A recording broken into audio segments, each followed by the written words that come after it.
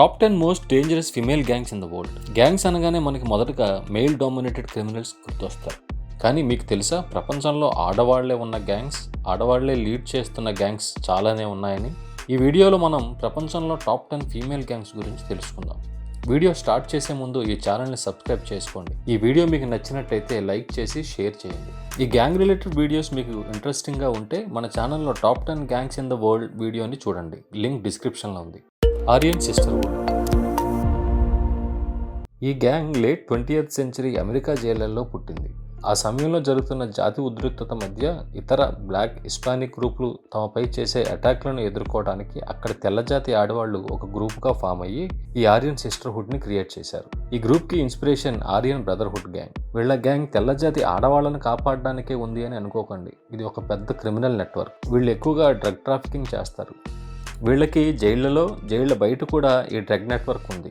ఈ Aryan Sisterhood గ్యాంగ్కి Aryan Brotherhood gang నుండి చాలా స్ట్రాంగ్ సపోర్ట్ ఇవ్వటమే కాకుండా వాళ్ళకి కావాల్సిన అన్ని సదుపాయాలు సమకూరుస్తారు. మిగిలిన గ్యాంగ్స్ లాగా వీళ్ళు జైళ్ళు బయట ఆపరేషన్స్ ఎక్కువగా చేయరు.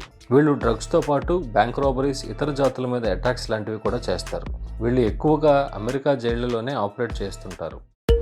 18th street female gang. Los ఏంజల్స్లో పుట్టిన అనేక గ్రూపుల్లో 18th స్ట్రీట్ గ్యాంగ్ ఒకటి. ఈ గ్యాంగ్ ఎదుగుతున్న క్రమంలో ఫీమేల్స్కి సపరేట్గా ఏర్పాటు చేసిన గ్యాంగే ఈ 18th స్ట్రీట్ ఫీమేల్ గ్యాంగ్. ఈ గ్యాంగ్ మెంబర్స్ 18th స్ట్రీట్ గ్యాంగ్కి సపోర్ట్ మాత్రమే కాదు, క్రిమినల్ యాక్టివిటీస్లో చాలా డీప్గా ఇన్వాల్వ్ అవుతారు. వీళ్ళ main income source drug trafficking. వీళ్ళు స్ట్రీట్ లెవెల్ నుండి హై లెవెల్ ట్రాఫికింగ్ వరకు చేస్తారు. వీళ్ళు MS-13 గ్యాంగ్పై ఎక్కువగా దాడులు కూడా చేస్తుంటారు.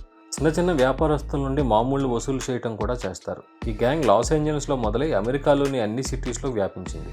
ఇక ఆ తర్వాత అమెరికా నుండి ఎల్ సాల్వడార్, హండూరస్ లాంటి ప్రాంతాలకు వ్యాప్తి చెందింది. The black widows. వీళ్ళు రష్యా మాఫియాలోని ఉమెన్స్ డివిజన్ గ్యాంగ్. వీళ్ళు రష్యన్ మాఫియా చేసే క్రిమినల్ యాక్టివిటీస్లో సపోర్టింగ్ మాత్రమే కాదు, యాక్టివ్గా పార్టిసిపేట్ కూడా చేస్తారు.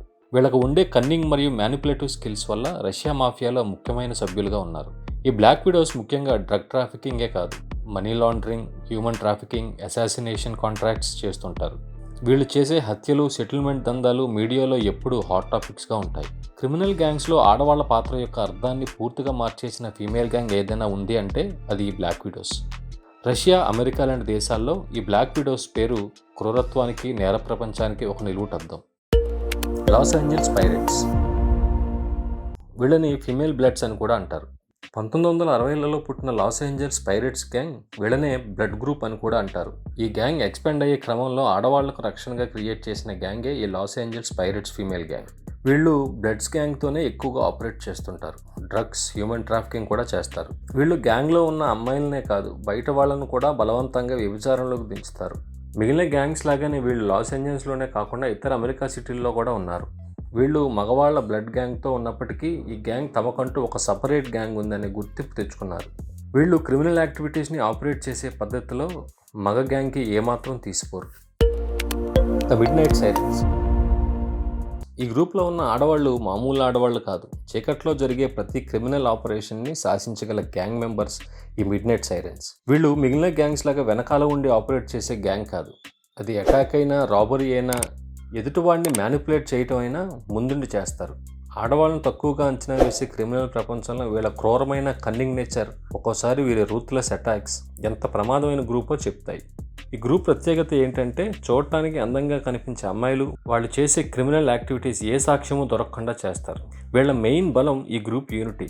ఎలాంటి పరిస్థితుల్లో అయినా వీళ్ళు కలిసే పనిచేస్తారు. ఒకరినొకరు కాపాడుకోవటంలో ఎంత దూరం అయినా వెళ్తారు. Latin queens. 1940 తర్వాత చికాగోలో పుట్టింది లాటిన్ కింగ్స్ అనే హిస్పానిక్ గ్యాంగ్. ఇది మొదట మేల్ డామినేటెడ్ గ్యాంగ్ అయినప్పటికీ ఈ గ్యాంగ్ ఎదిగే క్రమంలో ఈ గ్యాంగ్లో ఆడవాళ్ల అవసరం చాలా ఏర్పడింది. అలా పుట్టిందే ఈ లాటిన్ క్వీన్స్ గ్యాంగ్. వీళ్ళు లాటిన్ కింగ్ గ్యాంగ్ మెంబర్స్ యొక్క గర్ల్ ఫ్రెండ్స్, భార్యలు అనుకుంటున్నారేమో, కాదు. మగవాళ్ళు గ్యాంగ్ లాగానే ఆడవాళ్ల గ్యాంగ్ కూడా ఉంటుంది. వీళ్ళు ఫ్రంట్ లైన్ వారియర్స్ కాదు, కానీ ఈ గ్యాంగ్ చేసే అన్ని క్రిమినల్ యాక్టివిటీస్లో పాల్గొంటారు.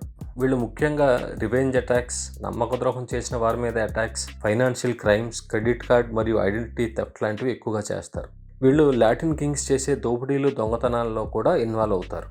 చికాగోలో మొదలై అమెరికాలోని అన్ని స్టేట్స్లకు వ్యాప్తి చెందింది ఈ గ్రూప్. MS-13 women.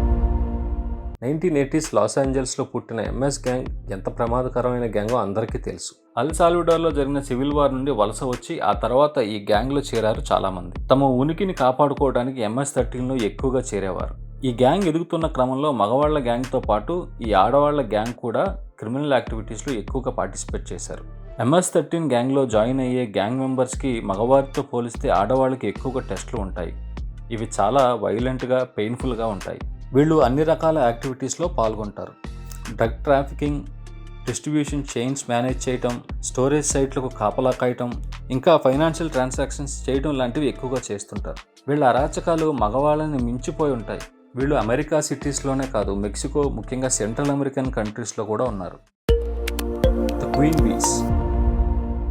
అతి భయంకరమైన మెక్సికన్ కార్టెల్స్ ఉన్న మెక్సికో దేశంలో తమకంటూ ఒక స్థానాన్ని క్రియేట్ చేసుకున్నారు ఈ క్వీన్ బీస్ గ్యాంగ్.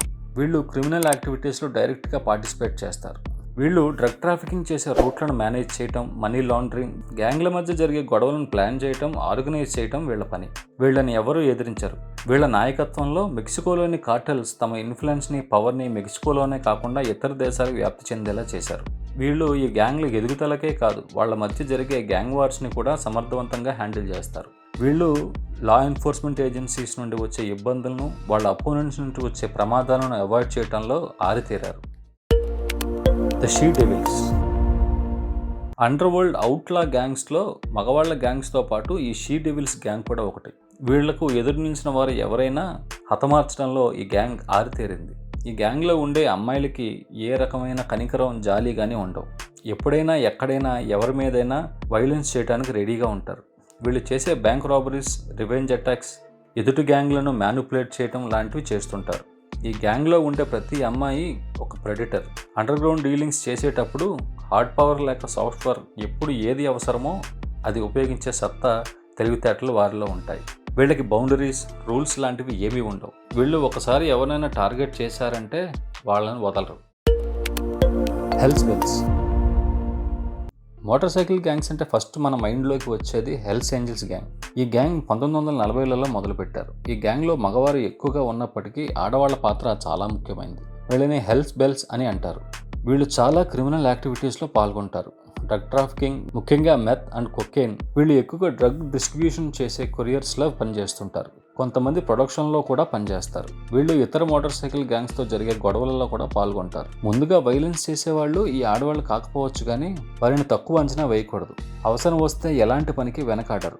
వీళ్ళు స్పైల లాగాను మోటార్ సైకిల్ పార్ట్స్, ఒక్కోసారి మోటార్ సైకిల్స్ దొంగతనాలు కూడా చేస్తుంటారు. వీళ్ళు అమెరికా, యూరప్ ఖండం, ఆస్ట్రేలియా, సౌత్ అమెరికా దేశాలలో కూడా ఉన్నారు. ఇప్పటిదాకా ఫీమేల్ గ్యాంగ్స్ చూశారు కదా, మరి మెయిల్ గ్యాంగ్స్ వీడియో లింక్ డిస్క్రిప్షన్లో ఉంది, అది కూడా చూడండి. ముందుగా ఈ వీడియోని లైక్ చేసి షేర్ చేయండి. సబ్స్క్రైబ్ చేసుకోవడం మర్చిపోవద్దు. Thanks for watching.